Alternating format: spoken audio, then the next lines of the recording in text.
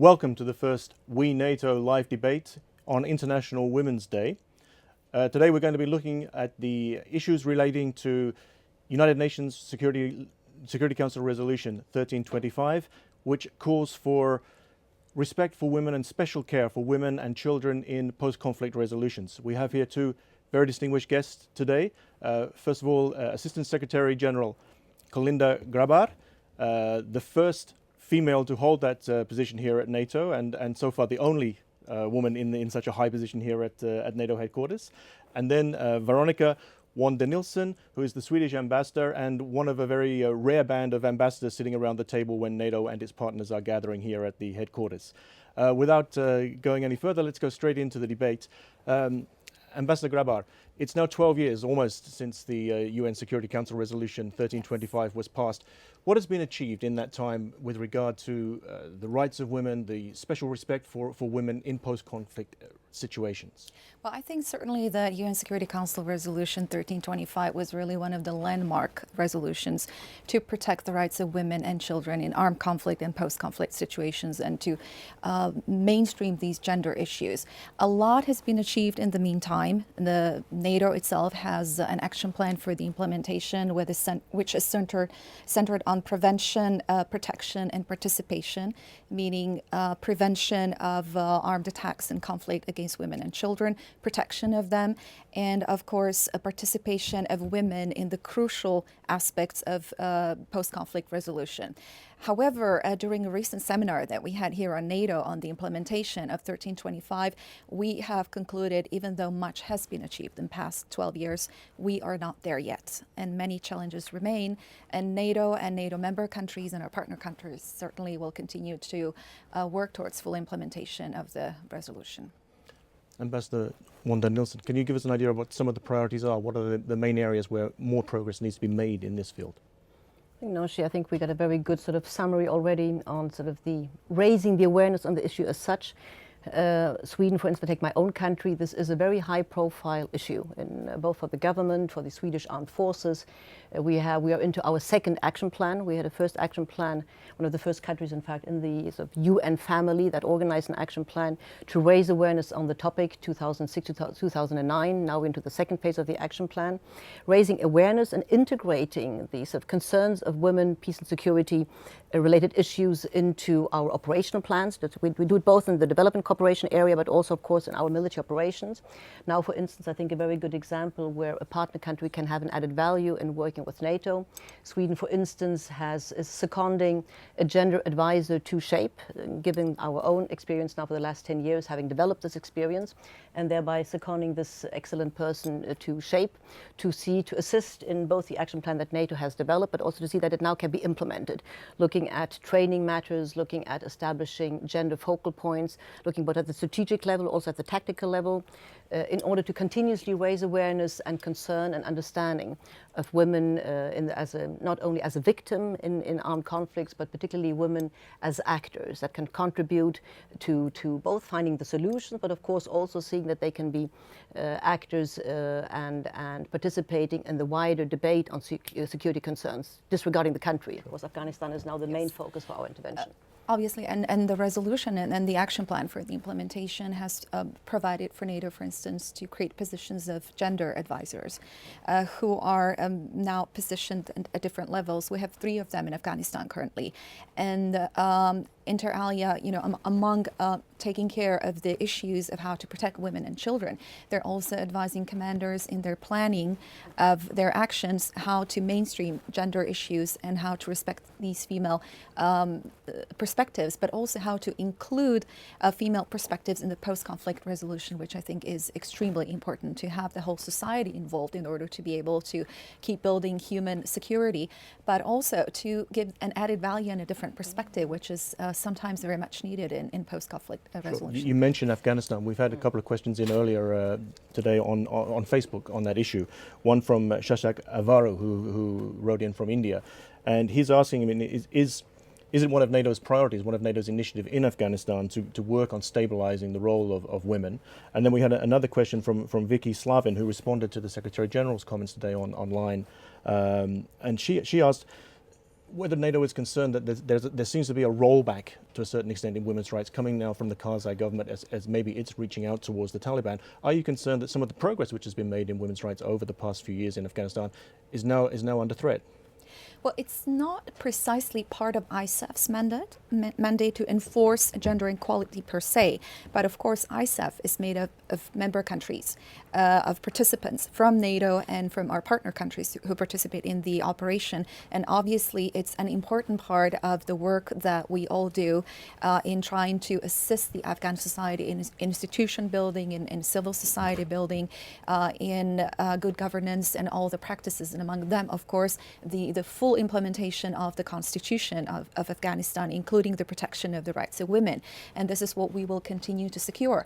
What I personally believe very much is that with the military security operation that we're conducting in Afghanistan, we are creating conditions for development of society, and also one of them being gender issues and the rights of women and children to go to school, to have their freedom of choice, and to have the opportunities and the human rights that are provided by UN conventions and other international conventions. So this is something that is very much on our minds and in our hearts, I would say. Talking about gender issues, not just today on the 8th of March, but really in the whole context of the operation and the conditions that we are creating, you will see that when it comes to the reconciliation process and negotiations in Afghanistan, which is primarily an Afghan-led process that NATO does not participate in, nevertheless, all the politicians, everybody from ISAF member countries has precisely stressed that need for the constitution to be fully implemented, again, including gender rights. But surely, I mean, Sweden is a major contributor, a very important contributor to ISAF, and is a country with a very good record on women's rights. Surely, how do you tell your public opinion that Swedish men and women are out there laying their lives on the line in Afghanistan, and here there seems to be a threat to those self-same women's rights which were part of the whole picture in the first place? I mean, look at the issue. We've just had these clerics coming out with talking about new restrictions on women in terms of work, in terms of transport, which seems to be endorsed by the Karzai government. Isn't there a problem there? I think we have to be humble. I think it's a question of whether the glass is half full or half empty. Yes, as you rightly say, I represent a Western country. Gender issues have been high on our country's political agenda for decades now, and it takes time. Also in my own country, if you look at just to give certain figures to put things in perspective. Yes, we had an action plan since 2006. We worked actively on this resolution. We have, if you take the Swedish Parliament, 50% of parliamentarians are women. In government, it's basically also 50-50. For 25 ministers, 12 are women. But this has taken several decades to come this far. And if you look at only the security environment, if you look at the armed forces, when I sort of plunged into the dossier myself, I was a bit surprised, taken aback that even that Sweden, despite having this as a high priority in our political agenda, had not come that far yet. We are working, our military actively working with it. We talk about from having moved the last few years only from 2.5% to 4.5% women officers in the Swedish armed forces. So even a country which attaches high importance to this does not have this as a very easy issue to work on. It's easier if you look at civilian positions. Yes, I think we're probably 40-50% in the armed forces, but those are civilian positions. So I think if we look at Afghanistan, we have to have a certain humbleness in what we can expect and how fast and how quick we can see that country move forward. I think it's important, as you were saying rightly, Kolinda, that we maintain this issue high on the political agenda. Sweden, not only as a troop contributing country to ISAF and to NATO, but also in our bilateral relations with Afghanistan. We have this as a constant issue, not only 1325, let's say women and security, but the gender issue, women's rights, women's human rights, as a high political priority. But I think we have to give them time, and I think we've had a discussion a little bit earlier today on these issues. We should also be a little bit aware we are Western countries. We come from a totally different cultural environment. I think it's important primarily to work with Afghan women on the issue, that enforcing them, enabling them to push this issue in their national debate, to work with women's organization, Afghan women's organization, to work with women organizations in the region, which have in a way higher credibility because they come from a different background. They have the religious aspects to take into account. So I think we have to be a little bit careful in coming was sort of a Western view, Western ambitions, and say this is what you have to do, I think then we would actually do see a rollback. But we are still optimistic. In fact, I've raised this with President Karzai at one of my earlier missions, and I felt that he is committed to the dossier. And then to get the dossier, it sounds, as to the political importance of the file and of the issue as such. But I think you will have to leave a little bit up to the Afghans to see how they can promote women's rights and the 1325 as the more security-related dimension of it in their own tactics. But I think we have to remain, the awareness have to be there, and when we see that things do go wrong, then I think the international community has an obligation to raise this, both bilaterally and in the wider multilateral context. Sure. If I can just go back, because I feel I haven't answered your question completely about the question that was posed to the Secretary General. What he has always stressed is that the goal in Afghanistan is, of course, the successive transition of the ownership for security issues to Afghan national security forces. But also the goal is for Afghanistan never to go back to the pre-2001 situation when it posed threat to our own security, harboring Al-Qaeda and terrorists, but also when it completely disrespected all human rights. And what we're also doing specifically, I said that gender issues do not pertain to the mandate of NATO ISAF, but there is a gender dimension that we're working very actively on, and that is the position of women within the Afghan National Security Forces.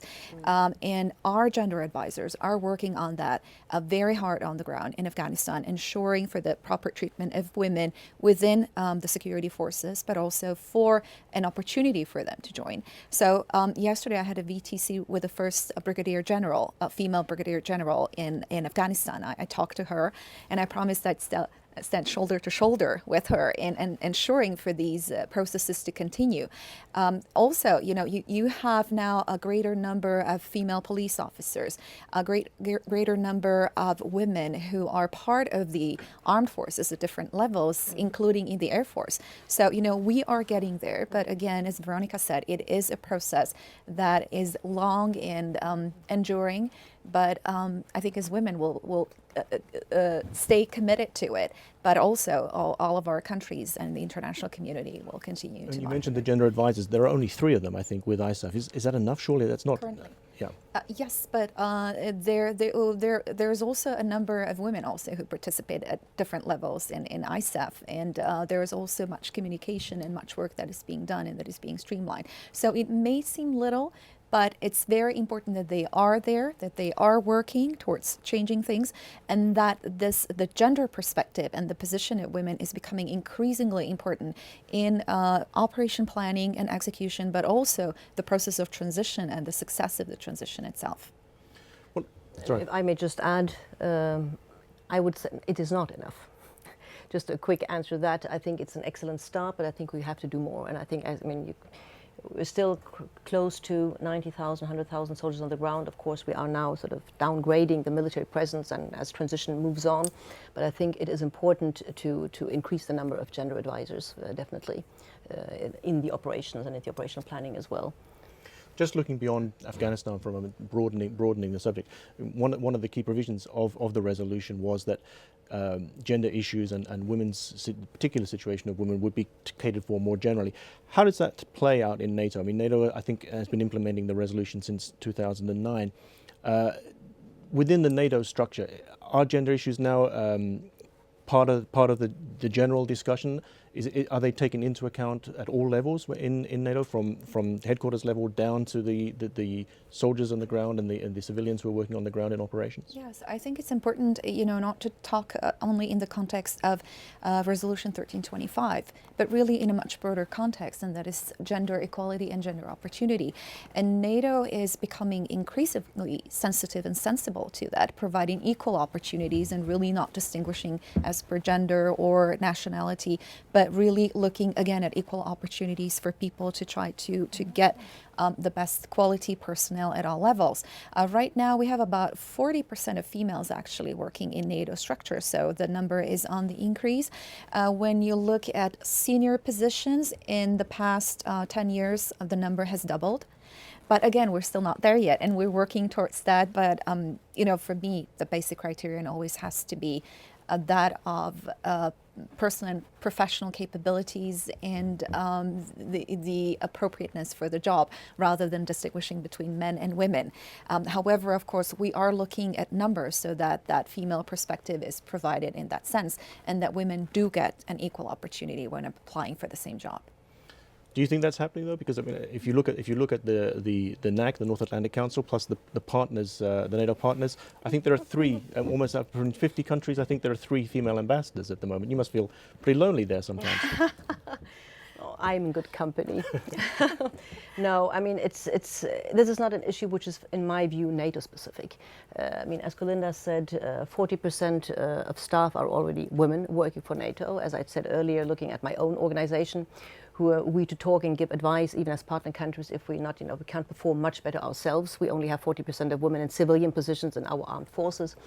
I think if you look at many countries in Europe, it's not only, as I said, an issue for NATO and the alliance, but it's, I think, a more general issue in international system that, yes, Sweden is very, right, look at my own organization, my own employer, the Foreign Ministry. I think basically 50% are women working in the foreign ministry.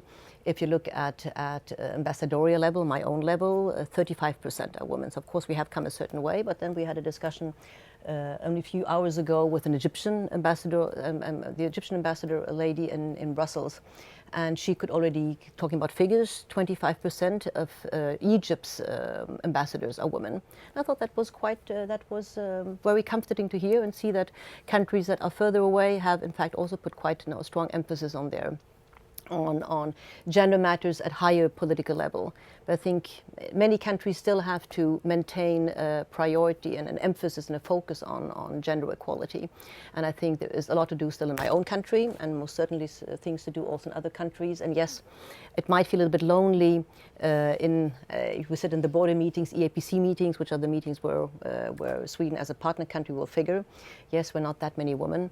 But I think at least we feel that there is a consciousness about it, and I understand also the Secretary General is highly attached to this dossier and is pushing it, and I think it has to start at that level. If you see that the Secretary General or at highest level there's attention on gender and equal opportunity matters, then it will trigger down to the system. I think here we have the best example, and Deputy Assistant Secretary General, the first woman and an excellent representative for her country. So we're getting there, slowly but surely. So is your appointment a sign that the glass ceiling has been shattered at NATO?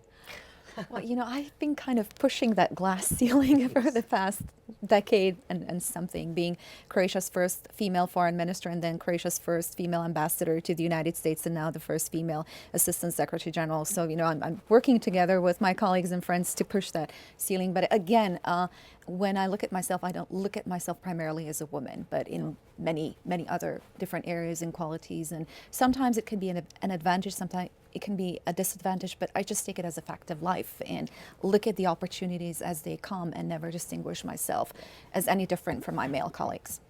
You mentioned.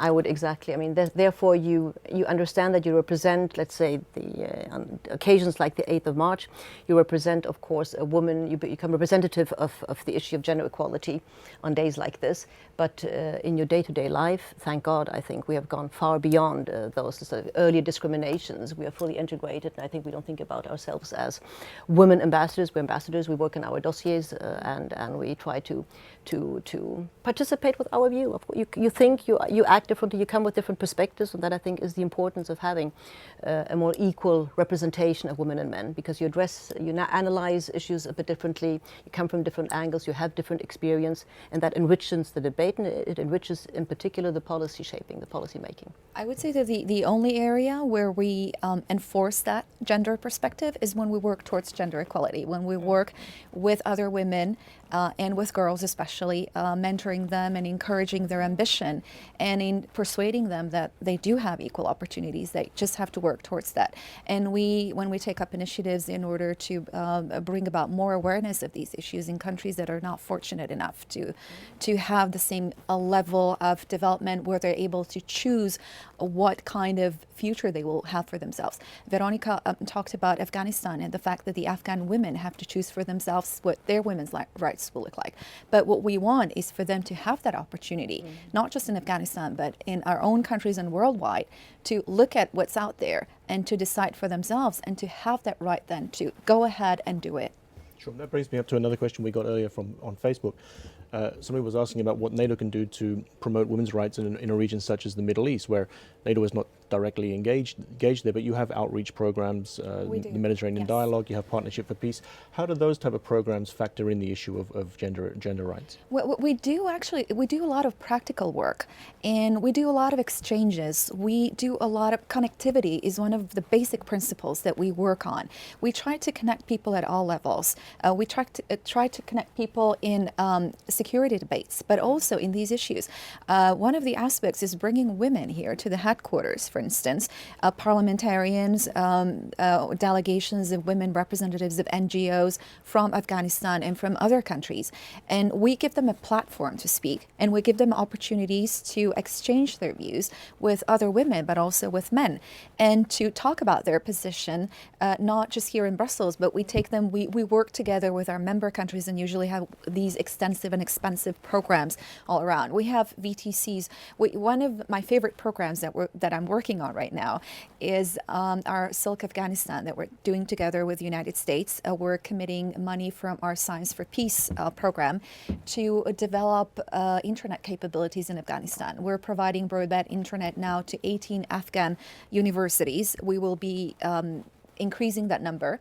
And by that, we're actually we're bringing the world to Afghanistan, but also opening up Afghanistan to the world. We're providing a platform for them to be able to speak to their peers in different countries, to exchange views. And hopefully, we will have also participation of public and private institutions to provide through that opportunities for education. When I talk to students at Kabul University, because when we visit, we don't just visit ISAF. We go, we talk to people in the streets, we talk to women, we talk to NGOs and everybody. So I talked to students at Kabul University, and it was a wonderful experience because they were telling me equally, the boys and the girls, and there was an equal number of them there, how important education for them is. But they're still not getting the kind of education that they believe they deserve because they study based on the books that were published 20 years ago, meaning under the Taliban. So I think that we need broader engagement from the civil society, from public institutions, and I see that cooperation NATO ISAF with our partner countries, with the member countries, but also with international organizations and institutions such as the United Nations, the European Union, World Bank, and of course NGOs and civil society institutions. Ambassador, as somebody who's not more or less an outsider from NATO, how do you see the way NATO is doing that? Do you think that kind of outreach is working? Absolutely, I think they do an excellent job, and I mean, exactly as Kolinda is saying, even working directly in Afghanistan and reaching out not only to the military world, because of course ISAF also represents a political actor with the number of troops on the ground, with the important role that ISAF and the influence he has in his position. So I think it's very important to take those kind of initiatives and having a broader outreach. But things are changing. I was there with my CHOD in both our own PRT area in the Balkh province, but then also in Kabul. And one of one of the amazing stories, in my view, and these are the kind of things we don't read about in our press. An Afghan woman told me that one of the most important popular programs. Afghanistan has TV. We don't read about those things. We only see Afghanistan as a big crisis and several TV channels, more in fact than our own country has private channels. One of the most popular programs last year was a program called the Afghan Star. And a girl came on the third, how do you say, competing and won the third prize, basically, participating in this sort of talent promotion series that has basically drew a strong attention and was highly popular. You wouldn't believe that Afghanistan, which we of course always see with through the glasses of the crisis country, they live a normal life, and women have come already, I think, quite far. Millions of girls go to school. Broadly 30% of women in parliament are women already. Parliamentarians are women. So I think there is a change coming, and I think the more we can reach out and promote gender issues more broadly, including NATO, but of course countries like Sweden and other partner countries to Afghanistan can raise it in their bilateral relations, the better, I think, for the Afghan future. But as I said initially, I think it's important to work with Afghan organizations first and foremost, and they can be the better vehicle for pushing their own interests. Well, on that moment, I think we have to end the broadcast there. Thank you both very much for that debate, and once again, happy International Women's Day. Thank you very much. Thank you very much. Thank you.